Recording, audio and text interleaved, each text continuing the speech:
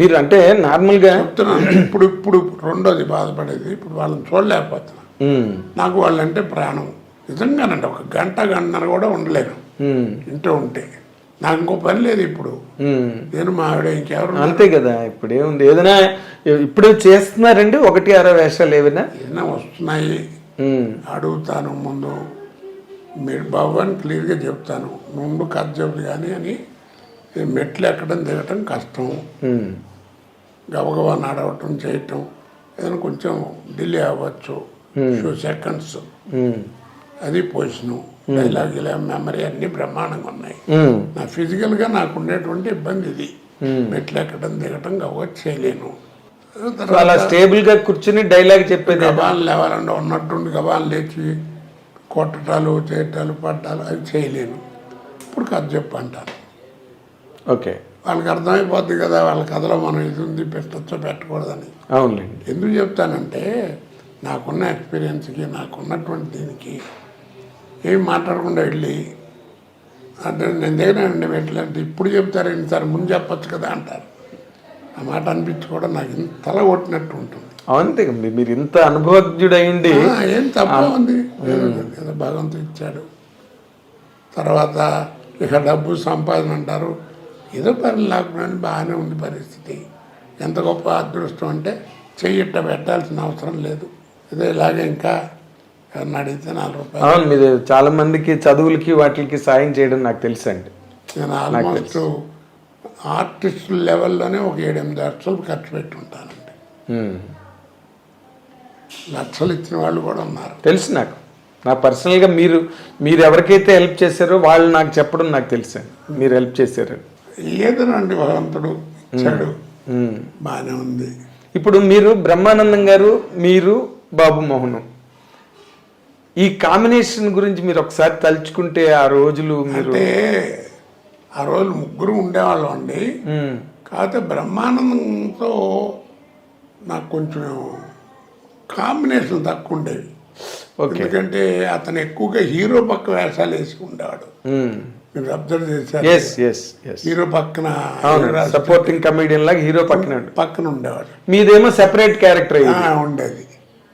తర్వాత బాబుమోహన్ అటాచ్ అయ్యాడు, ఇద్దరం కలిసిపోయాం. బాగా ఈ కాంబినేషన్ ఎక్కువైపోయింది. అవునండి, ముగ్గురం కలిసి ఉన్నా ఏదైనా ఒక సినిమాలో 2 సీన్లు అట్లా ఉంటుంది తప్ప బ్రహ్మానందంతో కలిసి నటించడానికి ఎక్కువ అవకాశాలు దొరకలేదు. ఉండేవి కాదు.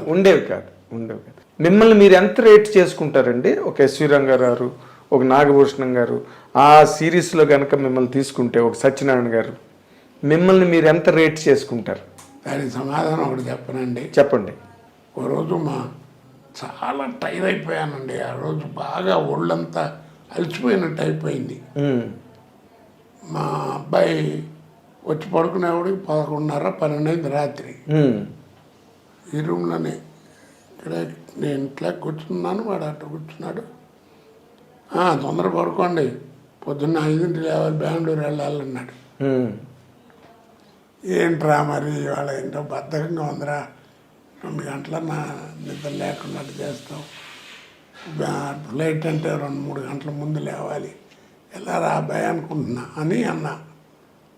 అసలు మీ గురించి మీరు ఏమనుకుంటున్నారు అన్నాడు. నాకేం తెలియదురా అన్న. అదే మీ సక్సెస్ అన్నాడు. ఓకే, మీ గురించి మీకేం తెలియకపోవడమే మీ సక్సెస్ అన్నాడు. అది మీ దానికి సమాధానం. అదే మీరు చాలా తెలివితేటలుగా చెప్పారు దీన్ని. అది మంచి సందర్భమే అన్డౌటెడ్గా. ఎందుకంటే నేను మిమ్మల్ని బాగా, మీ కాంబినేషన్స్ అన్ని నేను బాగా ఫాలో అయినవాడిని. మీరు, బ్రహ్మానందం గారు, బాబు మోహన్ గారు, అందరినీ, ఈవి సత్యనారాయణ గారు రావడం, మళ్ళీ ఆయన కెరీర్ కూడా జారడం లాస్ట్ డేస్లో, ఇవన్నీ చూశాను నేను. మీరు అన్నది కరెక్ట్. ఎందుకంటే మీదంతా కూడా గుడ్డెద్దు చేతిలో పడిందని అలా వెళ్ళిపోతున్నారు, అంతే వెళ్ళిపోయారు. మీ మీద మీకేమీ ప్రాపర్ ఇది లేదు. కానీ మీరు అవతల వాళ్ళని అనేటప్పుడు మాత్రం కత్తి వజ్రాయుధం వెళ్ళి పేక కోసేసి లాంటి స్టేట్మెంట్లు ఇచ్చేవారు. అవతల వాళ్ళు అది పట్టుకుని బాబాయ్ కోట మమ్మల్ని ఎంత మాట అన్నాడు అసలు. ఏమండి, అడిగేవాళ్ళేమో ఎలా అడుగుతారు, కోటగారు జోక్ చెప్పండి, నమ్మి జోక్ చెప్పండి, అది మా సినిమా టైటిల్ ఏమనుకుంటున్నారు చెప్పండి అని అడిగి చెప్పించుకుంటారు, ఆనందిస్తారు. మరి ఏమనాలను ఇప్పుడు మాట్లాడకుండా కూర్చున్నాను అనుకోండి, ఏమైనా కోట అసలు ఏంటి అట్ట కూర్చుని ఏమైనా అర్థం ఉందా, నువ్వు ఉన్న చోట ఇట్టగా అంటారు. ఏదైనా గట్టిగా ఏదైనా ఉంటేనేమో, కాకపోతే ఏంటంటే మీరు అన్నట్టు స్ట్రైట్ ఫార్వర్డ్గా ఉంటుంది నా మాట. అవును, లౌక్యం లేదు, లౌక్యంగా అయితే చెప్పడం, చాటుకెళ్ళి మాట్లాడటానికి దరిద్రం ఉండదు నా దగ్గర.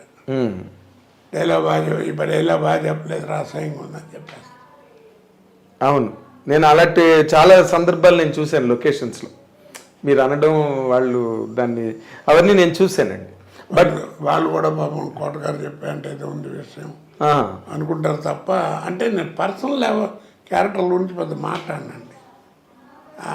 అంటే 10 మంది ముందు విమర్శించడం అట్టని చేయను, అదే మామూలుగా జోకులుగా ఉంటాయి. అదే గులాబీ వచ్చినప్పుడు వర్మ గుల కృష్ణవంశీ హాబీ రెండు తీరేయని, గులాబీ సినిమా వచ్చినప్పుడు అవన్నీ బాగా పాపులర్ ఇండస్ట్రీలో. అది చెప్తున్నా నేను, అలాగే అడిగి చెప్పించుకుంటారు. గబ్బాలేమో కొంతమంది ఏమో నవ్వుకు. ఒక రోజున అక్కినేని నాగేశ్వరరావు అన్నపూర్ణ స్టూడియోలో మర్రి చెట్టు ఉంది కదా, దాని కింద కుర్చేసి కూర్చునేవారు సాయంకాలం పూట, అప్పుడు మధ్యాహ్నం పొద్దున పూట. రోజు అక్కడ ఉంటే కోటారావు అని పిలిచారు, వెళ్ళే. పాపం మహానుభావుడు, ఎంత ఇష్టం. ఇద్దరు కానీ సినిమా ఒకటి రిలీజ్ అయింది. అవును, కోదండరెడ్డి గారి దాంట్లో నాగార్జున నాగేశ్వరరావు ఇద్దరు ఉంటారు. తాగొచ్చి మాట్లాడితే నాగేశ్వరరావు తాగుడు నీకేం తెలుసు తాగుడు గురించి అని క్లాస్ పెడతాడు. అలా ఇంట్లో తల్లిదండ్రులు ఒరిజినల్ మాట్లాడుకున్నట్టు ఉంటాయి. ఆ సినిమా గురించి ఏంటి అనే ఉద్దేశం అన్నాడు. దాంట్లో నేను వెళ్ళను, ఏముంది చెప్పు సరదాగా అందరూ అంటుంటారు 4 మంది అన్నాడు. ఏముంది సార్ సినిమా, ఇద్దరు ఎలా ఉందని అడిగితే నిద్ర అన్నారన్న. చాలేదా నీ లెవెల్కి చాలేదు అన్నాడు. బాగానే ఉంది కానీ చాలేదు అన్నాడు. చేతిలో మామిడి మండ ఒకటి చిన్నది పట్టుకుని ఇలా అనుకుంటూ మాట్లాడుతున్నాం. ఈ లెవెల్ చాలేదు అన్నాడు. ఏముంది సార్ కొంచెం బాధపడతారేమో అన్నాడు. పర్లేదు చెప్పు అన్నాడు. ఏం లేదండి, తాగొచ్చి మీతో మాట్లాడుతుంటాడు కదా, మీ ముందే ఎవడన్నా తాగుడు యాక్షన్ చేస్తే ఎవడన్నా నవ్వుతారు, మీరు ఎంత పాపులర్ ఇలాగే మాట్లాడి లెక్కరికి వెళ్ళి క్యూరికి తేడా తెలుసా అని ఏదో మీటింగ్ పెడతాడు ఆయన. ఇంటర్వ్యూలు అందరూ వెళ్ళిపోతున్నారండి. వెళ్ళిపోతున్నారు ఏంటి, సినిమా వాళ్ళది అది కదండి, వాళ్ళిద్దరూ ఏదో father and Sons family affairs మాట్లాడుకున్నారు, మనం వినటం బాగుండదని వచ్చేస్తున్నాం అన్నారు. అన్నా ఆ చిన్న మామిడి మనకి పేర్లు కొట్టి బయలు చెప్పా నవ్వుకున్నాడు. అలాగే చిరంజీవి గారు కూడా అలాగే ఎందుకంటే చెప్పేది, నాగేశ్వరరావు ఒక ఫంక్షన్లో బ్రహ్మానందం గారు కూడా ఉన్నారు. బ్రహ్మానందం గారు ఫంక్షన్ అది, ఆయనకి అభినందన. నాగేశ్వరరావు పెద్ద ఆయన చీఫ్ గెస్ట్ ఏదో మాట్లాడుతున్నా, ఎప్పుడు వెళ్ళలేదు. నాకు పద్మశ్రీ వచ్చినంత ఆనందం వేసింది ఆ రోజు, ఇప్పుడు కొన్నేళ్ల క్రితం. ఇక కోట గురించి ఏం చెబుతాం, బ్రహ్మానందం గారి గురించి కస్తూరి శివరాజు నుంచి అందరితో చూశాను, బ్రహ్మానందం గారి దాకా. అని ఆయన బ్రహ్మానందం గురించి మంచిగా చెప్పడం మొదలెట్టాడు. అయిపోయిన తర్వాత పక్కనే ఉన్నాడు, ఈ కోట గురించి ఏం చెప్పాలి, ఒకటే ఒక మాట అండి, నో రీప్లేస్మెంట్ ఫర్ హిమ్ అన్నాడు. అంతకంటే ఏం కావాలి చెప్పండి. అలాంటి మహానటుడు ఆ మాట అన్నా అంటే, అక్కినేని నాగేశ్వరరావు అంతటి మహానటుడు, నో రీప్లేస్మెంట్ ఫర్ హిమ్ అన్నాడు.